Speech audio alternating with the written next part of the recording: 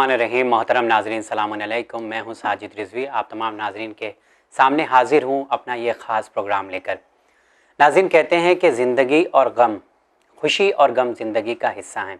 लेकिन आज के ज़माने में आप देखें तो हर एक इंसान सिर्फ़ और सिर्फ खुशी की तरफ भाग रहा है, खुशी हासिल करना चाहता है और इस चक्कर में वो अपनी जो प्रेजेंट लाइफ होता है वो उसे गुजार नहीं पाता है।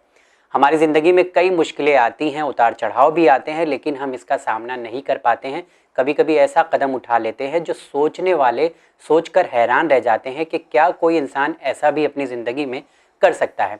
इसी मौजू पर बात करने के लिए कि खुशी और गम ज़िंदगी का अहम हिस्सा है, इससे हम कैसे डील कर सकते हैं और हमारे समाज में क्या क्या प्रॉब्लम्स देखने को मिल रही है, उसका भी सलूशन आज के प्रोग्राम में हम लोग हासिल करेंगे। हमारे ज़रिए पूछे जाने वाले सवालों का जवाब देने के लिए एक बार फिर से चैनल विन के स्टूडियो में मौजूद हैं तंजीमुल मकातिब के सेक्रेटरी हुज्जतुल इस्लाम वल मुस्लिमीन आली जनाब मौलाना सैयद सफ़ी हैदर साहब किबला। तो आइए सबसे पहले शो पर उनका इस्तकबाल करते हैं। सलामुन अलैकुम मौलाना साहब। वालेकुम अस्सलाम व रहमतुल्लाह। मौलाना साहब, बहुत बहुत शुक्रिया, एक बार फिर से आपने वक्त दिया और आज शो पर मौजूद हैं। शुक्र परवरदिगार के वो तौफीक दे कि इंसान दूसरों के काम आ सके। अगर मेरी किसी गुजारिश से कहीं कोई ख़राबी रुक जाए और कोई खूबी बढ़ जाए तो इससे खुद ज़्यादा खुश नसीबी क्या हो सकती है। जी बेशक। आज हम लोग मौलाना साहब कोशिश करेंगे, क्योंकि डेली लाइफ में बहुत सारी प्रॉब्लम है। हर एक इंसान ये चाहता है कि बस उसकी ज़िंदगी में हर लम्हा खुशी खुशी रहे, गम का वो सामना नहीं कर पाता, सक्सेस होना चाहता है, नाकामी बर्दाश्त नहीं कर पाता है। मेरा सबसे पहला सवाल यह है कि आज का जवान बहुत फ्रस्ट्रेशन में है। जो ज़िंदगी गुजार रहा है वो या तो पास्ट को लेकर बहुत ज़्यादा दुखी है या फ्यूचर को लेकर बहुत ज़्यादा परेशान है। तो फ्रस्ट्रेशन का रीज़न आपको क्या लगता है और इसका सल्यूशन क्या दे सकते हैं आप? बिस्मिल्लाहिर्रहमानिर्रहीम।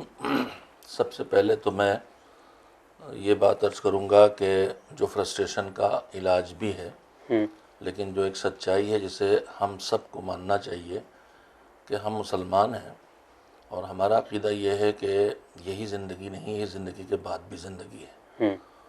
तो जो ये माने कि बस यही ज़िंदगी है, वो यहीं को अपनी आखिरी मंजिल समझता है और उसकी ज़िंदगी में वाकई बेचैनी भी होना चाहिए, इज़्तिराब भी होना चाहिए, मायूसी भी होना चाहिए अगर वो कुछ भी हासिल ना कर सके, जो चाहता है वो ना पा सके।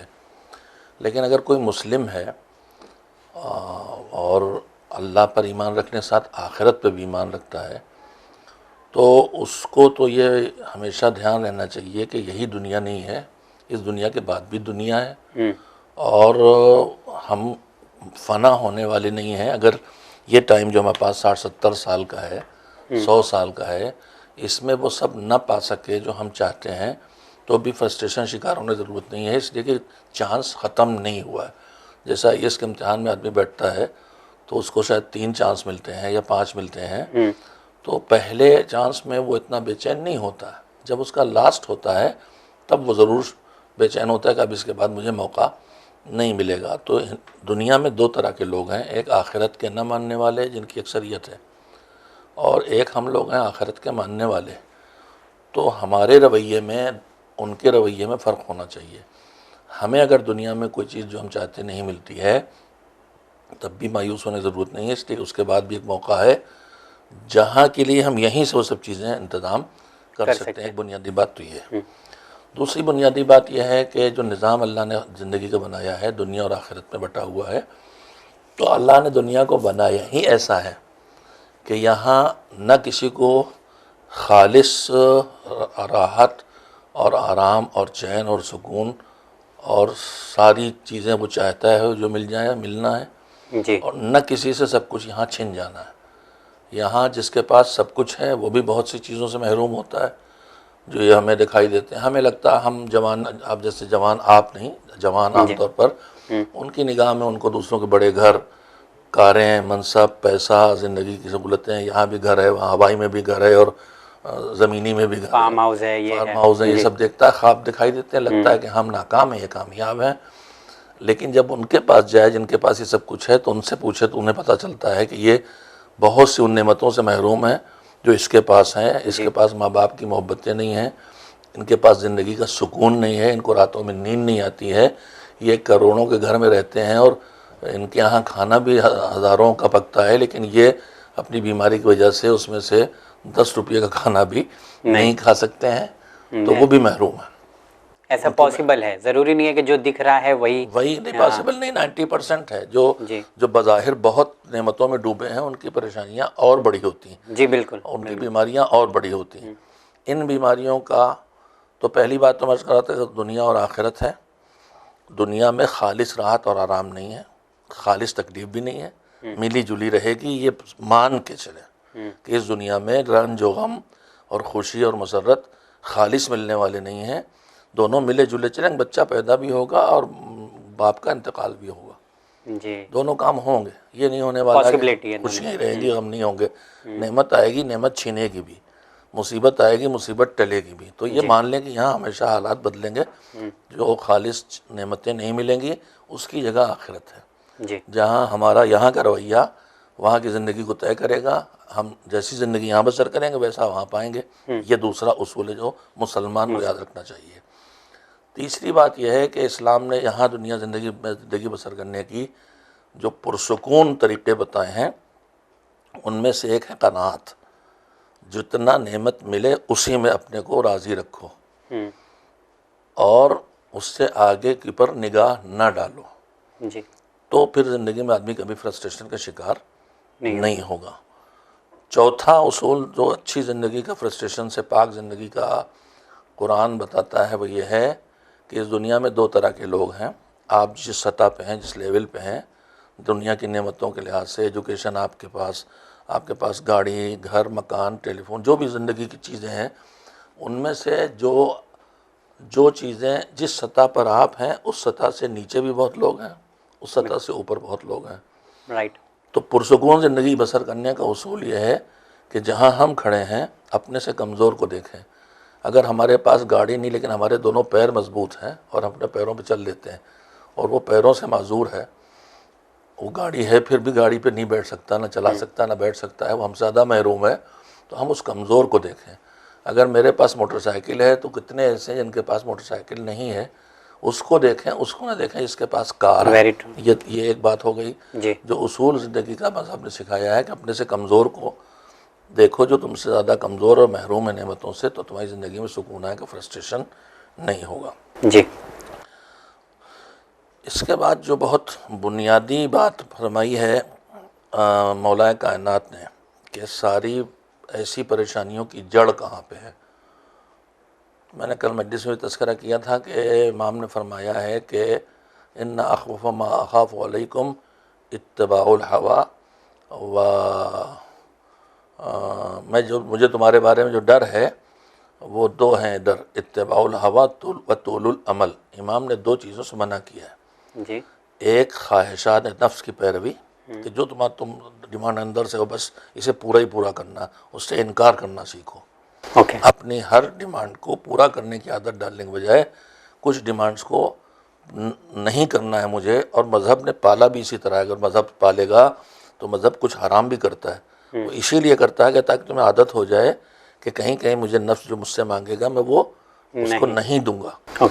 और यहीं पे मैं आप जैसे जवानों से जिन्हें अल्लाह साहिब औलाद कर चुका है या करेगा इंशाअल्लाह, उनसे कहना चाहूँगा कि बच्चे पालने में हमारी कोताही इस वक्त के फ्रस्ट्रेशन का बुनियादी सबब बनी है। जी, हम लोग जो थे उस दौर में पैदा हुए जब तंगदस्ती और गुर्बत थी और बच्चों की डिमांड पूरी नहीं हो सकती थी सारी। साल भर में एक आध बार किसी मेले वेले में खिलौना मिला दिया जाता था, कोई चवन्नी जैसा और ठन्नी चवन्नी रुपया कुछ मिल जाता था और हम उसी पे खुश रहते थे। और 5-7 भाई बहनों में एक आध खिलौना आ जाता था, उसी मिल बांट के खेलते थे। हमारी दसियों डिमांड्स हमारे माँ बाप पूरा कर ही नहीं सकते थे, या तो हम डिमांड करते ही नहीं थे या करते थे तो पूरी नहीं होती थी, सीख गए थे डिमांड ना करो। अब हमारे हालात बेहतर हो गए हैं और हम सख्तियों में गुजारा हमने वक्त। हम अपने बच्चों को बिल्कुल एकदम से वो जो फार्मिंग वाला मुर्गा होता है वो बना दिया कि पालथी मारे बैठा है और खाना रखा है और खा जितना उसे चाहिए खाए चला। बच्चे की हर डिमांड पूरी करते हैं। बच्चे की हर डिमांड जब हम पूरी करेंगे तो आदि हो जाएगा कि जो मैं चाहूँ मुझे मिले। तो जब वो ज़िंदगी में निकलेगा तो ये नहीं होगा। उसको कदम कदम पे जो चाहेगा वो नहीं होगा, कितना ही कामयाब क्यों ना हो जाए भाई, चाहे अमेरिका का प्रेसिडेंट हो जाए फिर भी वो उसको 1000 चीज़ें उसकी हैं जो उसे नहीं मिलेंगी। अभी जो प्रेसिडेंट साहब हटे हैं उन्हें प्रेसिडेंट मिल गए, लेकिन उन्होंने बहुत चाहा उन्हें लोगों की मोहब्बत इज्जत मिल जाए नहीं नसीब हुई नहीं। तो होने वाला नहीं है कि जो आदमी चाहे वो हमेशा मिल जाए, हमें तो इसकी आदत होना चाहिए कि नहीं मिलेगा। तो ये तरबियत की इसमें कमी है। इस वक्त का फ्रस्ट्रेशन के पीछे बुनियादी तौर पर उस परवरिश कमी है कि हमने बचपन में अपने को दबा कुचल के बच्चों की नाजायज़ मुतालबात को, जो मेरी हैसियत से ज़्यादा थे, वो भी पूरे किए। मोटरसाइकिल दिलाने के लायक नहीं थे हम उस वाली कंपनी की जो 1.5 लाख की है, 35,000 की भी दिलवा सकते थे, लेकिन वो 1.5 लाख वाली दिलवा दी इसलिए भैया ने कहा। हम अपने पास देसी मोबाइल रखें और उसको एप्पल फ़ोन दिलवा दिए इसलिए भैया ने कहा। तो भैया को इस तरह पाला है, तो ये भैया दुनिया में निकलेगा तो नाकामियाँ जब पाएगा तो खुदकुशी करेगा। जी मौलाना साहब, ये फ्रस्ट्रेशन के रीज़न आपने बताए हैं। इसमें एक प्रॉब्लम ये होती है कि जब फ्रस्ट्रेशन होता है, किसी को डिप्रेशन होता है, तो ऐसा लोग बोलते हैं कि अल्लाह से लौ लगाओ, जो कि मेरे ख्याल से डिप्रेशन के टाइम पे बहुत मुश्किल है। लोग साइकेट्रिस्ट के पास जाने के लिए डरते हैं, साइकोलॉजिस्ट जो होते हैं उनके पास जाने के लिए डरते हैं कि कहीं पागल ना इन्हें लोग कहने लगे या ये बोले कि डिप्रेशन की दवा खा रहे हैं। तो ऐसे में ना लोग बोलते हैं कि नहीं दीन की तरफ आओ। अरे भाई, उनका दिमाग ही नहीं काम कर रहा है, वो इस सिचुएशन में है ही नहीं कि वो दुआएं पढ़ें लंबी लंबी, वो इस सिचुएशन में है ही नहीं कि इबादत करें। तो ऐसे में ज़्यादातर लोग प्रेशराइज करते हैं कि इबादत करो इबादत करो इबादत करो, डॉक्टर को दिखाने की ज़रूरत नहीं पड़ेगी। तो आपका क्या नज़रिया इस सिलसिले में? मेरे अब तक का तजुर्बा यही है और मज़हब की हिदायत भी यही है कि जब कोई चीज़ बीमारी बन जाए, जी, इंसान का जिस्म के बीमारी में शामिल है या उसके नफ्स की बीमारी में, जो ट्रीटमेंट उसका मेडिकल साइंस के ज़रिए होना है, तो फिर वहाँ मज़हब हमसे कहता है कि डॉक्टर तक जाओ। और मेरा तजुर्बा ये है जो आपने कहा अभी कि अलबत्ता फ्रस्ट्रेशन में डिप्रेशन में थोड़ा फ़र्क है। जी बिल्कुल। फ्रस्ट्रेशन जो है वो ज़रूरी नहीं कि डिप्रेशन भी हो।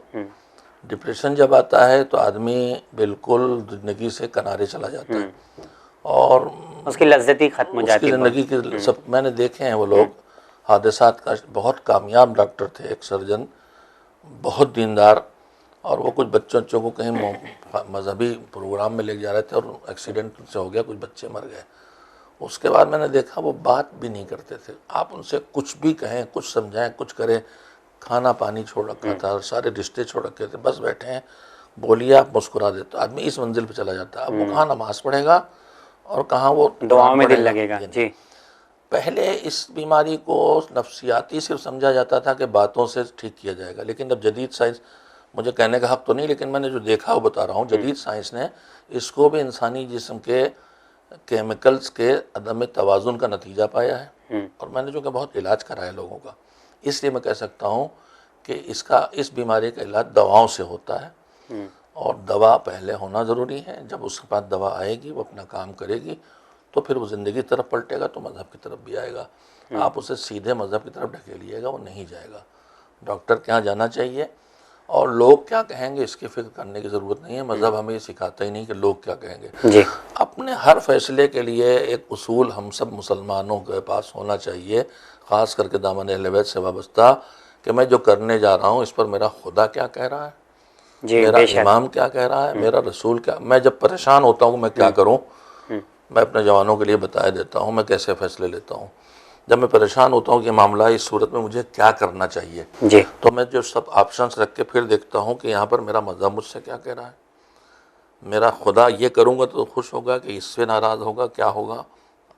बस वहीं से मैं तय करता हूँ कि मज़हब मुझसे ये कह रहा है और ये काम ऐसा करने से मेरा खुदा इससे खुश होगा, मुझे वो फैसला कर लेना चाहिए। लोग क्या कहेंगे इस पर नहीं जाना चाहिए, इससे कि लोग तो किसी सूरत आपको जीने नहीं देंगे। मशहूर वाक़या है ना कि वो कमज़ोर घोड़े पर बाप बेटे जा रहे थे, तो आखिर में घोड़े को उन्होंने मुँह पर लाद दिया था। तो लोग कहेंगे तो यही नौबत होगी। चार लोग क्या कहेंगे उन चक्कर में अपनी ज़िंदगी बच्चे की बर्बाद न करें। आप इलाज कर लेंगे तो 4 लोगों को पता चलेगा गए थे कहीं, और इलाज नहीं करेंगे तो पूरी दुनिया जान जाएगी कि इसका दिमागी तवाज़ुन दुरुस्त नहीं है। इसमें कोई बुराई नहीं है, मतलब और दीन की तरफ से भी कोई रुकावट नहीं है। दीन तो कहता है जाके करो, दीन नहीं, मतलब मैं ऐसा बोलता हूँ कि अक्सर को मैंने लोगों को सुना है ज़्यादातर, ये दवाएं पढ़ लो वो दवाएं पढ़ लो, तो मेरे ख्याल से दवा के साथ साथ दुआएं करें पहले। हाँ, दवा तब दुआ की नौबत आएगी। अभी वो दीन कहता है पहली शर्त है अक्ल, अभी उसकी अक्ल काम नहीं कर रही है भाई। हाँ, दीवाना है वो पागल उसी नहीं कहते जो मारपीट करे, गाली गलौज करे।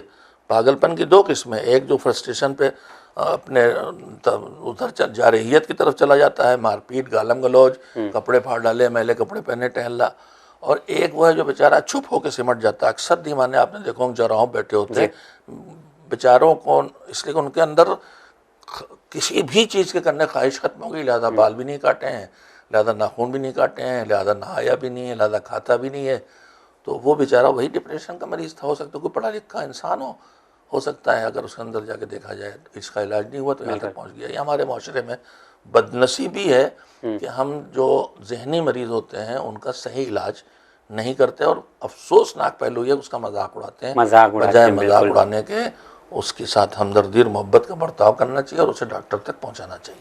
चलिए, बहुत खूब। जिस तरह से आपने अभी कहा था कि लोग सुसाइड भी कर लेते हैं, मैं जानना चाहता हूं कि आजकल का एक फैशन भी है कि मतलब मेरी ज़िंदगी है, मैं जीऊँगा, मुझे राइट है कि मैं अपनी ज़िंदगी को, जब अल्लाह ने दिया है, पर मुझे राइट है कि मैं अपनी ज़िंदगी को यहाँ पे स्टॉप कर सकता हूँ, ख़त्म कर सकता हूँ। तो हराम क्यों है? मेरी लाइफ है, मैं मुसलमान की सोच है ये, यानी नहीं, कोई भी आज के मुस्लिम की बात नहीं, यंगस्टर की एक सोच है कि तो यंगस्टर की जो सोच है उसमें वो एक वो है जो अल्लाह अब सुसाइड करने वाला तो वो दीन धर्म के बारे में सोच नहीं, वो शिया भी होता है, वो सुन्नी भी होता है, वो हिंदू भी होता है, लेकिन दीन पे होते हुए भी करते हैं गलत सोच की वजह से। देखिए, किसी भी मज़हब में मेरे ख्याल में जो भी मज़हब है, चाहे वो मुसलमान ना हो, वो एक मालिक को मानता है अपने, और ये मानता है कि वो मालिक मेरा वो है जिसने मुझे बनाया है और मैं उसकी मिल्कियत हूँ और उसकी प्रॉपर्टी हूँ। उसने मुझे पैसा दिया है कि मैं खर्च करूँ, मुझे इख्तियार दिया है, लेकिन पैसे पे जो इख्तियार दिया वो कहीं रोका भी है ना। अब चूँकि मैं मुसलमान हूँ इसलिए मैं इस्लाम का निज़ाम बताऊँगा, पैसा मेरा है लेकिन दिया उसने है, लिहाजा जो पैसे खर्च करने का कानून वही तय करेगा कि कहाँ लगाओ और कहाँ ना लगाओ। मुझसे कहेगा फजूल खर्ची नहीं कर सकते तुम, हैसियत से ज़्यादा नहीं खर्च करो, ज़ाया नहीं करो, फेंको नहीं। तो रोका ना उसने मुझे कि मेरा पैसा, लेकिन मज़हब ने मुझे रोका है। क्यों रोका? इसलिए को मेरा रब है, मुझे जानता है, मुझे बेस से ज़्यादा जानता है और मेरे माँ बाप से ज़्यादा मुझसे मोहब्बत करता है, इसलिए मुझे नुकसान से बचाना चाहता है। तो जहाँ मैं बर्बाद करने वाला हूँ वहाँ पहले से रोक देता है जी। इसी तरह हर चीज़ में मेरी बॉडी है तो उस हद तक उसने मुझे परमिशन दी है कि मैं उसमें उतना कर सकता हूँ जो मुझे डैमेज ना करे परमानेंटली। मैं छील दूँ, चुटकी काटूँ, खाल छील दूँ, इस हद तक ठीक है, लेकिन मैं उंगली काट के फेंक दूँ मुझे इसकी इजाज़त नहीं देता है ना। तो मेरी प्रॉपर्टी हो, तुम्हारा मैं निगरान हूँ। मैं जैसे इस गवर्नमेंट में रहता हूँ तो गवर्नमेंट मुझे कंट्रोल करती है कि नहीं? गवर्नमेंट कहती है तुमको, तुम हमारी अमानत हो, हम तुम्हारी सेहत के भी जिम्मेदार हैं, तुम्हारी तालीम के भी जिम्मेदार हैं, तुम्हारी ज़िंदगी के भी जिम्मेदार हैं। तो जिस इंसानी हुकूमत में वो रहते हैं वहाँ का कानून हमारा हाफिज़ मुहाफिज़ बन जाता है, और वो मुझसे कहता नहीं, तुम आज़ादी का मतलब ये नहीं कि तुम अपनी जान ले लो, तुम पागल हो, सही उलक़ल होते तो करते ही नहीं, खुदकुशी करते ही वही जो ज़हनी तौर पर ख़त्म हो चुका होता है। तो मज़हब भी यही कहता है, लिहाजा ये दलील तो बिल्कुल गलत है। मेरी प्रॉपर्टी है, मैं जो चाहूँ करूँ, प्रॉपर्टी मेरी है, मैं जो चाहूँ करूँ का निज़ाम किसी भी सोसाइटी में नहीं चलता। ये आपकी प्रॉपर्टी, लेकिन आपके बच्चे हैं उनका भी इसके अंदर हक़ है, आपके माँ बाप है उनका हक़ है, आप अकलौते मालिक इसके नहीं है अगर आप यही कहते हैं कि आपकी प्रॉपर्टी। लिहाजा आप जान नहीं ले सकते अपनी, ना दूसरे की ना अपनी। दूसरे की जान लेना भी सही नहीं और अपनी जान देना भी सही नहीं है। लेकिन अगर कभी कभी ऐसा होता है ना कि प्रेशर इतना ज़्यादा होता है कि कुछ लोग बोलते हैं ना कि किया नहीं है पर करवा दिया है, मतलब ऐसा प्रेशर बनाते हैं सोसाइटी में कि वो इतना ज़्यादा प्रॉब्लम को, लोग हैं जो किसी की जान लेने के मतलब ऐसा जीना हराम हो जाता है, थोड़ा गलत है, मजबूर कर देते हैं कि मर जाए। अफसोसनाक बात यह है कि कभी कभी हम देखते हैं इसी कोरोना के डर में कि हम कोरोना से मर न जाएं कहीं, इसी डर में मर गए जी। कितने लोग मर गए। तो जिससे बच रहे थे उसी में चले गए। उसकी वजह क्या है? मजहब से दूरी। मेरे अजीज, मेरे पास जब कुछ न रह जाए, इंसान के पास जो इंसान एक ऐसा इंसान वजूद है जो अपने अंदर हर चीज़ दफन नहीं रख सकता, उसको कुछ साथी चाहिए जिनसे वो अपनी बात शेयर करे जी। इंसान की फितरत का तकाजा है कि हमें शेयर करने के लिए कोई ना कोई चाहिए। तो कुछ बातें वो अपने माँ बाप से शेयर करता है, कुछ बातें वो अपने भाई बहनों से शेयर करता है, कुछ बातें दोस्तों से शेयर करता है, कुछ बातें बीवी से शेयर करता है, कुछ बातें बच्चों से शेयर करता है। हर बात बच्चों से जो शेयर करे ज़रूरी नहीं कि माँ बाप से भी शेयर कर ले। बेशक जो बातें माँ बाप से शेयर करता है ज़रूरी नहीं कि बीवी से शेयर कर ले। लेकिन कुछ बातें ऐसी इंसान की ज़िंदगी में आती हैं जिनको इनमें से किसी के साथ शेयर नहीं कर सकता। माँ बाप से कहने चलता नहीं, बीवी से बता नहीं, भाइयों से नहीं, बहन से नहीं, दोस्त से नहीं। क्यों? इसलिए कि इनसे बताएंगे ना कुछ कर सकते हैं, और ना मेरी मसले के प्रॉब्लम को हल कर सकते हैं। ये खुद भी परेशान होंगे और फिर मुझे भी परेशान करेंगे, तो क्या फ़ायदा इनसे बताने से। लेकिन एक मुसलमान के पास, एक अल्लाह के मानने वाले के पास, एक भगवान और गॉड के मानने वाले के पास ऐसे भी एक इन हालात में एक रह जाता है कि जब कोई तुम्हारे पास नहीं तो वो है, चुपके से उसके पास जाओ। अब मुसलमान हो तो रात का सन्नाटे में उठो, सजदा करो और फरियाद करो कि परवरदिगार ये मेरी मुसीबत है और अब मेरे पास दरवाजे बंद हो गए और जो मेरे इर्द गिर्द हैं वो भी हल नहीं कर सकते, मगर तू तो कर सकता है, लिहाजा मैं तेरे हवाले करता हूँ, इस मामले को मेरे सुधार दे। तो कभी मुसलमान या कोई भी जो एक मजहब और धर्म का कायल है उसके पास अल्लाह मौजूद है, और मुसलमान कहता है कि वो मुसब्बिबुल असबाब है, यानी वो चाहे तो पत्थर में पानी पैदा कर दे, वो चाहे, हम तो इसके कायल है ना कि रसूलुल्लाह ने अपनी ज़बान चुसाई तो हुसैन को उससे शीर मिला। जी बिल्कुल। तो फिर मैं अपने अहले बैत से वाबस्ता लोगों से, जवानों से खास कर कहना चाहता हूँ, वो चाहे तो ज़बान वो पैदा कर दे जो माँ के सीने में है, वो चाहे तो अंगूठे में पैदा कर दे जो माँ के सीने में है, वो चाहे तो ईसा एड़ी रगड़ें और इस्माइल एड़ी रगड़ें तो वहाँ से चश्मा निकल आए। बिल्कुल। तो फिर मायूसी तो इसके पास नहीं आना चाहिए जिसके पास खुदा है, और वो खुदा है जो बंद दरवाज़ों को खोलता है, वो खुदा है जो वहाँ से भी रोज़ी देता है जहाँ से उम्मीद है, और वहाँ से भी देता है जहाँ से उसकी कोई उम्मीद नहीं थी। ये तजुर्बा ज़िंदगी में हमेशा करता आया है कि कुछ चीज़ें ऐसी मिली हैं जिसके पाने की कोई उम्मीद नहीं थी, उसकी बारगाह में जाके दिल हल्का करेगा तो फिर खुदकुशी तक नहीं जाएगा। हाँ, मुश्किल काम है लेकिन किया जा सकता है, ऐसा नहीं कि नहीं किया जा सकता है, क्योंकि मैं भैया देखो दुनिया में हर आदमी परेशान होता है और मायूसी का शिकार होता है, लेकिन मायूसी का इलाज मेरे पास ये होता है कि मैं अल्लाह के पास चला जाता हूँ कि तेरे हवाले। और हमको दीन ने ये सिखाया, नमाज सुबह के बाद जो दुआ है उनमें एक दुआ यही है कि शुरू होती है बिस्मिल्लाह रहमान रहीम, बिस्मिल्लाह बिल्लाह वला मिल्लत रसूलुल्लाह, लेकिन उसमें आगे उफ़व्विज़ अमरी इलल्लाह, मैं अपने तमाम मामलात को अल्लाह के हवाले करता हूँ, इन्नल्लाह बसीरुम बिल इबाद, और फिर अल्लाह अपने बंदों को जानने वाला। और एक उसूल जो मैं भी बताए थे कि ज़िंदगी के वो उसूल हमसे छिन गए हैं, जो उसूल ज़िंदगी में रहें तो आदमी फ्रस्ट्रेशन शिकार, डिप्रेशन शिकार नहीं होगा। उसी में एक उसूल यह है अर्रज़ा बिक़ज़ाइल्लाह, अल्लाह के फ़ैसले जो हमारे इस माशरे में चल रहे हैं वो उन फैसलों पर राज़ी होना। यहाँ ये दुनिया की का ढांचा इस तरह है कि यहाँ बीमारी भी होगी जी, यहाँ मौतें भी होंगी, यहाँ एक्सीडेंट भी होंगे, यहाँ रोज़ी भी कम होगी, यहाँ रोज़ी घटेगी, यहाँ आग भी लगेगी, यहाँ तूफ़ान भी आएगा, ये सब होगा। यहाँ लोग इम्तिहान देंगे तो कुछ पास होंगे, कुछ फेल होंगे, लोग नौकरी के लिए जाएंगे, कुछ को मिलेगी, कुछ को नहीं मिलेगी। तो यहाँ ये दुनिया यही है कि इस तरह की है।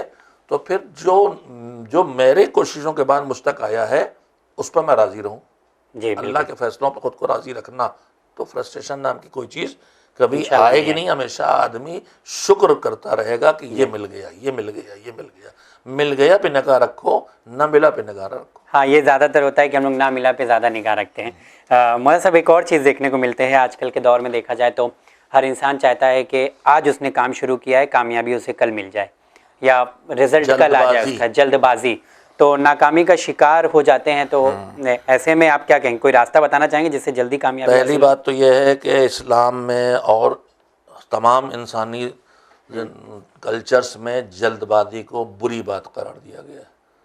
जल्दबाजी का फ़ैसला गलत, जल्दबाजी का कदम गलत, जल्दबाजी को कहीं भी पसंद नहीं किया गया है। इस्लाम तो इसको शैतान का काम बताता है, और इंसानी फितरत में है कि जिस चीज़ को अच्छा समझे उस तक पहुँचने की जल्दबाजी करता है, लेकिन उसे कंट्रोल करने का हुक्म दिया गया है।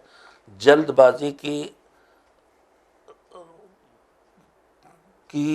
जहाँ पर ताकीद की गई है जल्दबाजी करो, वहाँ बस वो 4-5 जगह हैं मज़हब की दुनिया में, वहीं हम जल्दबाजी नहीं करते, और सब जगह हम जल्दबाजी करते हैं। एक आध दो बताएं। बल जल्दबाजी में एक है कि जब मेहमान आए तो उसकी खातिर मदारात में जल्दी करो, घंटों एहतमाम में नहीं, जल्दी से पहुँचो। अच्छा। जल्दबाजी की एक जगह यह है कि जब जनाजा हो जाए तो जल्दी दफनाओ। जल्दबाजी की एक जगह यह है कि जब गलती हो जाए तो जल्दी से तौबा करो, टालो नहीं। तो इस तरह की चीज़ें हैं जहाँ हुक्म अलग से जल्दबाजी का दिया गया। कुरान भी बहुत जगह जल्दबाजी की बुराई करता है, लेकिन एक जगह जल्दबाजी का हुक्म देता है, वसारिऊ इला मग़फ़िरत मिन रब्बिकुम, अपने परवरदिगार की मग़फ़िरत हासिल करने में जल्दी करो। जल्दी करो। तो बाकी दुनिया में असल उसूल है सोच समझ के कदम उठाना और नतीजे के लिए बेचैन न होना, कोशिश करके मामला अल्लाह के हवाले कर देना कि मेरे हक में है तो ये नतीजा जो मैं हासिल करना चाहता हूँ दे, और मेरे हक में नहीं है तो मैं अगरचे बेहतर समझ रहा हूँ मगर मुझे न दे। दुआ का सलीका भी सिखाया गया है। नमाज ज़ोहर के बाद पढ़ी जाने वाली दुआओं में जो हमारे माशरे में राइज हो गई हैं मासूमीन से, उनमें एक है कि अल्लाहुम्मा ला तदाली ज़म्बन इल्ला गफ़रता, हर गुनाह को बख्श दे, हर बुराई को मुझसे दूर कर दे। उसी में है वला हाजतन हिया लका रदन वलिया फ़ीहा सलाहुन इल्ला क़ज़ैतहा, मैंने जो करना चाहा उसके लिए कोशिश भी की है मगर वो मुझे दे तब जब तुझे ये लगे कि वो चीज़ मेरे लिए ठीक है और तेरी भी उसमें मर्जी हो कि हाँ ये बंदा है मेरा इसके लिए मुनासिब है, तब मुझे दे वरना न दे। तो आदमी मामलात में जो हासिल करना चाहता है उसको भी अल्लाह के हवाले करे कि अच्छा है तो दे और नहीं अच्छा है तो ना दे। हो सकता है कि मैं इस चीज़ के लिए बेचैन हूँ, मेरा हक में अच्छा ही ना हो। हाँ, लेकिन कभी कभी ऐसा होता है ना कि हम लोग बहुत कोशिश के बावजूद भी कामयाबी हाथ नहीं लगती, मतलब एक तो जल्दबाजी हो गई तो उसको और एक अल्लाह है कि के सालों हवाले सालों करना मेहनत करने के चाहिए बाद। कि शायद ये मेरे हक में अच्छा नहीं है, परवरदिगार मुझे इसलिए यहाँ नहीं ला रहा है। और कभी कभी आदमी को बाद में पता भी चलता है कि जिसके लिए हम इतना बेचैन थे अगर वो कर डाला होता तो हम तबाह हो चुके होते हैं। अच्छा, तो फिर वही मसला है कि अपने को फैसलों पर अल्लाह कभी कभी ऐसा होता है ना, राज़ी रखा जाए। एक ट्राई किया, 2 ट्राई किया, 3 ट्राई किया, 4 ट्राई किया, लेकिन करते रहिए। हम लोग बोलते हैं ना कि शायद ये हमारे नसीब में अब नहीं रह गया है। नहीं, नसीब वसीब का कोई मसला नहीं है कि वहाँ से कुछ लिख के आया जिसे मैं बदल नहीं सकता। जो है वो मैं हूँ, मेरा इरादा है, मेरी कोशिशें हैं, मेरे तरीक़ेकार हैं, मेरी कोशिशों की नाकामी है, मेरी तदबीरों की नाकामी है। उसमें कोई तकदीर और नसीब नहीं लिखा है कि उस वजह से मुझे नहीं मिल रहा। मैं तकदीर और नसीब के लिए एक वजाहत कर दूँ अपने जवानों के लिए। हम समझते हैं वहाँ लिख गया, अब जो लिख गया वही हम करेंगे, ऐसा नहीं है, इसका उल्टा है। अच्छा, इसका उल्टा यह है कि अल्लाह आलिम है, वो पहले से जानता है कि ये क्या क्या करेगा, इसलिए वो लिख देता है। ओके, वो लिख देता है इसलिए मैं नहीं करता हूँ, समझे इसको। जी, वो लिख देता है इसलिए मैंने किया, ऐसा नहीं है। नहीं है, मैं करने वाला हूँ, वो पहले से जानता है इसलिए वो लिख देता है, जो उसे लिखना हम कहते हैं। मसलन जैसे एक अच्छे डॉक्टर को हम दिखाते हैं, कहते हैं 6 महीने जिएगा बस ये, तो 6 महीने मर जाता है मरीज कैंसर का, तो क्या डॉक्टर कहने से मर गया? डॉक्टर के पास इतना सेलम था, उसने तजुर्बे समझ लिया कि 6 महीने के बाद मर जाएगा, उसने पहले लिख दिया 6 महीने के बाद मर जाएगा। उसके लिखने से नहीं मरा है, मरने वाला था, डॉक्टर जानता था, मैं नहीं जानता इसलिए उसने लिख दिया। तो तकदीर को बिल्कुल उल्टा समझा हुआ हमारे यहाँ जवानों ने भी, औरतों ने भी, बड़ों ने भी उल्टा समझ रखा है कि अल्लाह ने लिख दिया वही होके रहेगा। अल्लाह ने वो लिखा है जो हम करने वाले हैं, हमें साहिब इख्तियार बना के भेजा। अगर वो लिख दे और हम वही करें तो हम इख्तियार वाले कहाँ रहे? फिर जजा क्यों और सजा क्यों? राइट। हमें इख्तियार वाला बनाया है तो हमें स्क्रिप्ट लिख के नहीं देगा, हम जो करने वाले हैं उसकी स्क्रिप्ट पहले से लिख देगा। मैं बार बार दोहरा रहा हूँ, अच्छा, स्क्रिप्ट लिख के नहीं पकड़ाएगा कि तुम ये करना है, ये नहीं करता है वो। उसे पता है कि ये क्या करेंगे, उसे पता है कि ये निकलेंगे, एक्सीडेंट होना है, लेकिन सदका दे के निकलेंगे इसलिए बच जाएंगे, उसने लिख दिया। और ये अब की निकलेंगे और सदका नहीं देंगे और ये मर जाएंगे, उसने लिख दिया। सदक़े से मैंने मौत टाली, मेरे सदक़े ने टाली, उसके लिखने नहीं टाली।